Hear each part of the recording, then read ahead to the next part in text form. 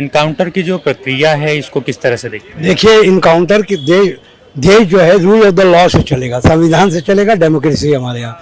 एक सूखी रोटी चुराने को इनकाउंटर नहीं कर सकते आप। एक अगर कोई सूखी रोटी चुराया तो इनकाउंटर नहीं हो सकता। अगर डकैती वो डाला था मंगेश यादव तो डकैती के हिसाब से उसका इनकाउंटर नहीं होगा, उनका सजा है 7 साल का। अगर वो कह रही है कि हमारे ऊपर हमला किया गया था तब इनकाउंटर किया। कहाँ, तुम तो चप्पल पहन के गए थे। चप्पल पहन के जाके आप करते हो, बुलेट प्रूफ जैकेट भी नहीं पहन के जाते हो, और 4 लोगों को आप रेड कार्पेट देते हो, उसको कर लेते हो। देखिए, ये तालिबान तो है नहीं। तालिबान में क्या होता है मुस्लिम कंट्रीज में कि चोरी किया हाथ काट लो, रेप किया गला काट लो। ये देश भारत है। भारत संविधान से चलेगा, डेमोक्रेसी से राजनीति चलेगा, कानून से चलेगा, रूल ऑफ लॉ से चलेगा।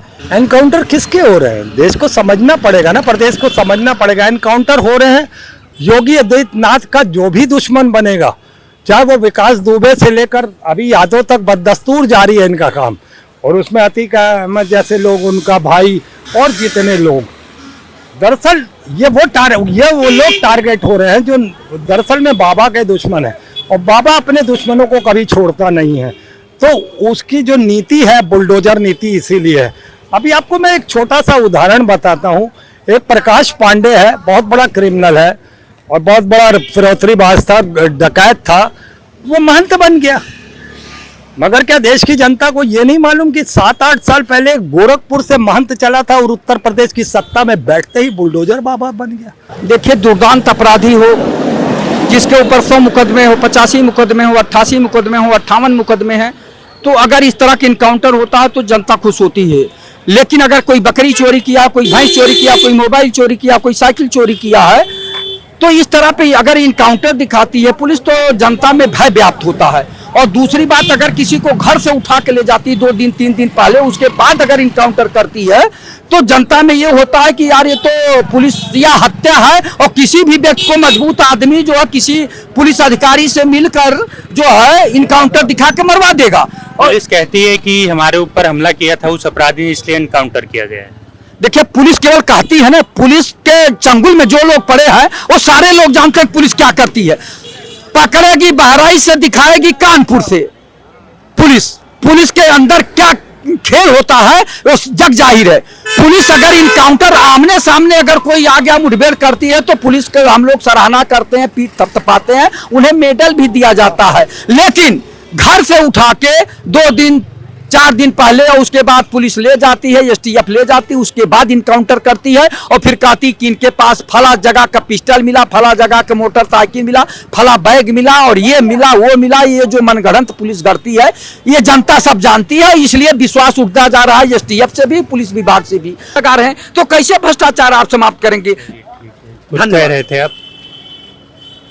मैं ये कह रहा था कि देखिए, जो आपने फास्ट ट्रैक कोर्ट की भी जो बात करी, मगर दिक्कत यहाँ पर एक ही आ रही है। जैसे मैंने एक बार पूर्व में भी आपसे कहा था कि धन पशुओं का जो है खेल है सारा न्यायपालिका का। तो जब तक इस तरीके की ऐसी कोई योजना नहीं लाई जाएगी कि जिससे कि जैसे, क्योंकि लोग क्या होता है पैसा फेंकते हैं और उसी के पक्ष में जो फैसला आता है, तो ऐसे जो जजमेंट देने वाले जो लोग हैं, चाहे वो न्यायपालिका में हो, चाहे किसी भी विभाग में हो, जहाँ से इस तरीके है कि कोई व्यक्ति उस पर अथॉरिटी है जो जिसको उसमें जजमेंट देना है, तो निष्पक्ष हो, उसके लिए उसकी भी मॉनिटरिंग होना बहुत ज़रूरी है कि वो कैसे, मतलब क्योंकि आप जान रहे हैं, आप किसी का भी देख लीजिए, तनख्वाहें तो सबकी वैसी ही हैं, मगर जो अगर आप देखा जाए तो बात ये होता है पक्ष में किसी के ना जाकर के एक मतलब कि किसी अपराधी के पक्ष में चला जाता है फैसले। तो ऐसे जो देने वाले जो लोग हैं, क्योंकि देखिए मीडिया पर सब कुछ आज की डेट में है, मीडिया सब देख रही, मीडिया पर सब दिखाया जा रहा है कि भाई, और लोग भी जान रहे हैं कि ये अपराधी है, मगर अपराधी होने के बाद भी फैसला उसी के पक्ष में आता, कहा जाता है कि निर्दोष क्लीन चिट मिल गई है। इनकाउंटर तो बहुत बरसों से है, ये कोई नई व्यवस्था नहीं बनाई गई है। जब अपराधी इतना बड़ा हो जाता है कि पुलिस का भय उसके अंदर से खत्म हो जाता है और पुलिस पर ही आक्रमण कर देता है, पुलिस पर हमला करता है, तब इनकाउंटर किया जाता है। और वो कोई छोटा अपराधी नहीं होता है, जो भी इनकाउंटर होता है उसके वो इनामी अपराधी रहता है। मतलब उसके अपराध की, मतलब उसके काउंटर होने पर जनता खुश होती है। क्यों? क्योंकि वो इतना प्रताड़ित कर चुकी रहती है जनता को, उससे इतना पीड़ा जनता को रहती है। तो सरकार का भी तो काम, उद्देश्य, पुलिस विभाग प्रशासन का काम यही है कि जनता में शांति बहाल रखे, उनको खुशी दिए। इस वजह से दुर्दांत अपराधियों के साथ अगर ऐसा व्यवहार होता है तो हमारे समझ से तो और त्वरित न्याय की कोई और व्यवस्था नहीं है। एक तरह से देखा जाए तो सही भी है, अगर अपराध बहुत बड़ा है तो डेफिनेटली करना चाहिए एनकाउंटर, क्योंकि कल को होता क्या, हमारा जो कानून व्यवस्था है ना, जुडिशियल सिस्टम, आज नहीं कल वो बंदे छूट जाते हैं।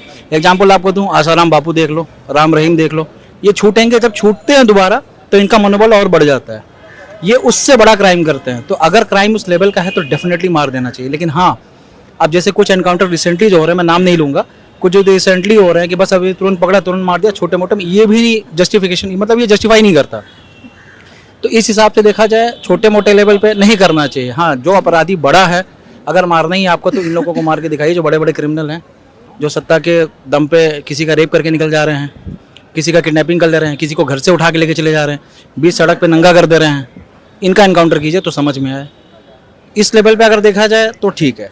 क्या एनकाउंटर करना न्याय करने का एक सही तरीका है? न्याय करने का सही तरीका आप नहीं बोल सकते, लेकिन डर बनाना भी तो जरूरी है। अब आप देखिए, जो कानून व्यवस्था पहले थी, पहले की सत्ता में यूपी में थी, आज कितना परिवर्तन है। डर तो आया ना लोगों के अंदर, एक डर है कि अभी हम करेंगे और वीडियो वायरल हुआ तो हम पकड़े जाएंगे।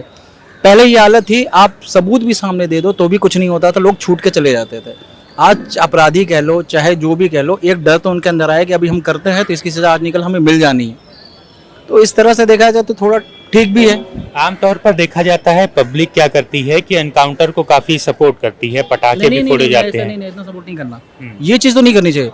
ये चीज़ आप करोगे, जैसे बुलडोजर शुरू में शुरू हुआ था तो लोगों ने बहुत तालियां बजाई थी, लेकिन एक बात मुझे आप ये बताइए, आप जैसे मान लीजिए क्रिमिनल हैं, तो आपके घर अगर तोड़ दिया हमने तो आपके माता पिता जी की क्या गलती है, आपके बहन भाई की क्या गलती है? हमारा कानून व्यवस्था ये कहता है कि एक मतलब अगर बेगुनाह को सजा नहीं होनी चाहिए, गुनहगार भले 100 छूट जाए। तो उसमें देखा जाए तो इस कल्चर में अगर आप देख रहे हो तो भाई सजा तो वो आदमी भुगत रहा है नहीं जिसकी कोई गलती नहीं है दूर दूर तक।